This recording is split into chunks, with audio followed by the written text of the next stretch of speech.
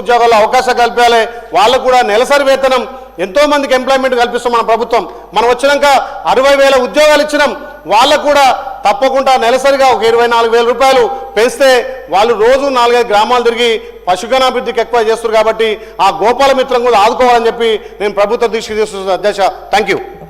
కాటపల్లి వెంకటరామరెడ్డి గారు.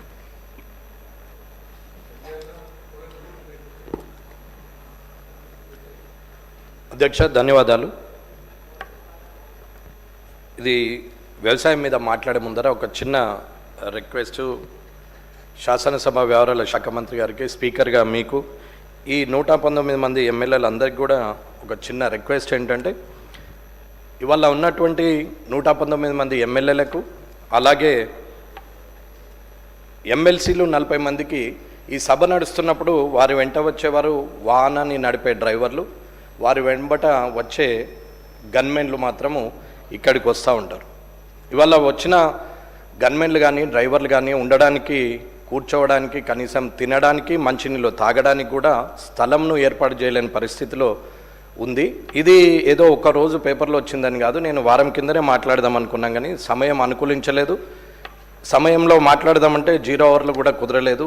వాంటెడ్ ఎక్కువ ఉంది కాబట్టి క్వశ్చన్ అవర్లో మాట్లాడే పరిస్థితిలో లేదు కాబట్టి చెప్పలేదు. దయచేసి నేను రిక్వెస్ట్ ఏంటంటే, వారికి కనీసము మంచినీటి వసతి ఏర్పాటు చేసి, వారు రెస్ట్ తీసుకోవడానికి కనీసము ఎమ్మెల్యేలు వచ్చేంత వరకు 5-6 గంటలు 7-8 గంటలు వెయిట్ చేయాలి. కాబట్టి ఆ గన్మెన్లు కానీ డ్రైవర్లు కానీ ఉండడానికి ఒక హాలు, అలాగే వాళ్ళు తిని రెస్ట్ తీసుకొని కూర్చోవడానికి ఇన్ని కుర్చీలు, కొంచెం ఒక జాగా చూపిస్తే బాగుంటుంది.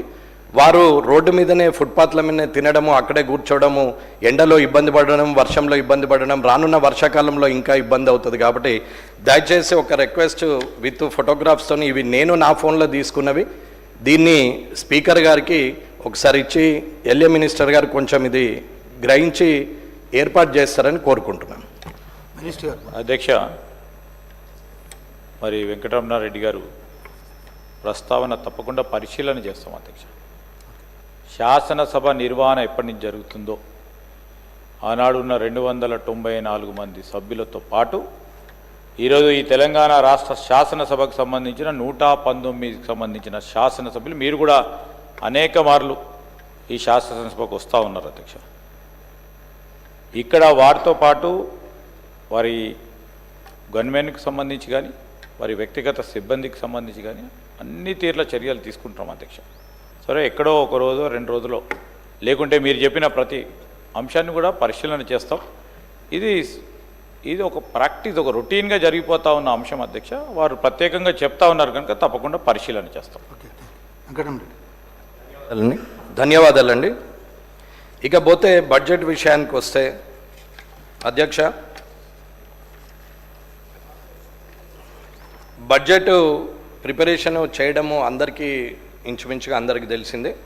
దాంట్లో పెద్దగా అనేంత అవసరమేం లేకుండొచ్చు. రెవెన్యూ రిసిప్ట్స్ కావచ్చు, క్యాపిటల్ రిసిప్ట్స్ కావచ్చు, అలాగే బడ్జెట్ ఎక్స్పెండిచర్ అంటే revenue expenditure, capital expenditure, article 265, 266, 112 ప్రకారంగా ట్యాక్సేబుల్, నాన్ ట్యాక్సేబుల్, అదర్స్, ఇవన్నిటి కూడా అంకెల సమాహారంతో తయారు చేసేటువంటి బడ్జెట్ అధికారులు, ప్రభుత్వంలో ఉన్నటువంటి ప్రజాప్రతినిధులు, మంత్రులు, ముఖ్యమంత్రి గారు అందరూ కలిసి తయారు చేస్తున్నటువంటిది, అది అందరికి తెలుసు.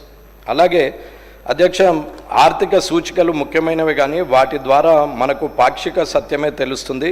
అంకెలు చూడడానికి ఎంత ఆకర్షణీయంగా ఉన్నా సామాన్య ప్రజలు జీవితాల్లోని వేదనను, కష్ట నిష్ఠూరాలను అవి దాచిపెడతాయని చెప్పి డాక్టర్ అబ్దుల్ కలాం గారు అన్నారనేది అందరికీ తెలుసు. 2025-26 ఆర్థిక సంవత్సరంకు 3,00,000